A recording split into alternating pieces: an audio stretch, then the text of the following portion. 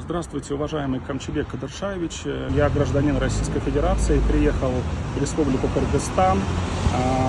Меня встретил Адилет Ибраев. Значит, он представился вашим близким родственникам, показывал с вами совместную фотографию, завладел доверием. Я на хранение ему передал денежные средства в размере 400 тысяч рублей в рублях. После этого Адилет Ибраев перестал выходить на связь. Воспользоваться доверием, в связи с чем прошу помочь разобраться в этой ситуации. Пожалуйста. Урматтуу Камчебек Кадыршаевич, сизге кайрылуумдун себеби Адилет Ибраев аттуу жаран сиздин атыңызды сатып, үй бүлөңүздүн жакын адамы катары өзүн көрсөтүп, балаңыздын досумун деп биздин ишеничибизге кирип, Россия Федерациясынын жараны Дмитрий аттуу жаранды 400 000 рубль сомун алып койгон, мен колдонуп жүргөн Prius Toyota үлгүсүндөгү автоунааны алып жок болуп кеткен.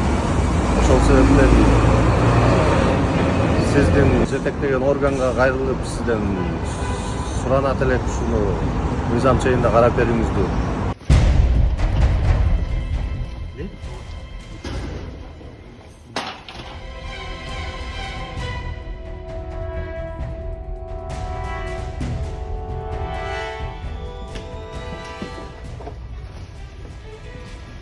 Шу?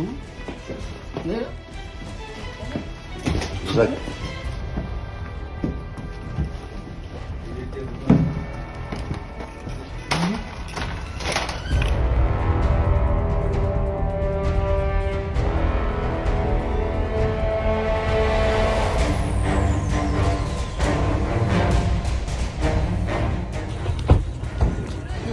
Лежать! Лежать!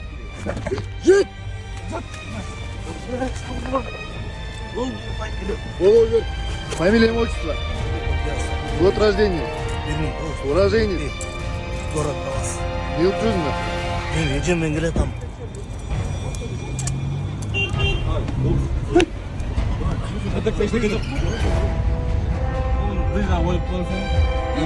Кнопку.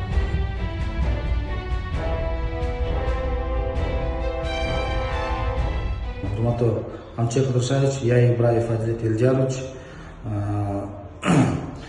Пару раз у ПСМ Тотконда я представился другом вашего сына, и я встретил с аэропорта гражданина Российской Федерации Дмитрия Беззубенко, и мы приехали в отель, он мне доверил 400 тысяч рублей, и на Иссыкуле я потерял эти деньги, и искренне в этом содеянном раскаиваюсь, прошу меня простить.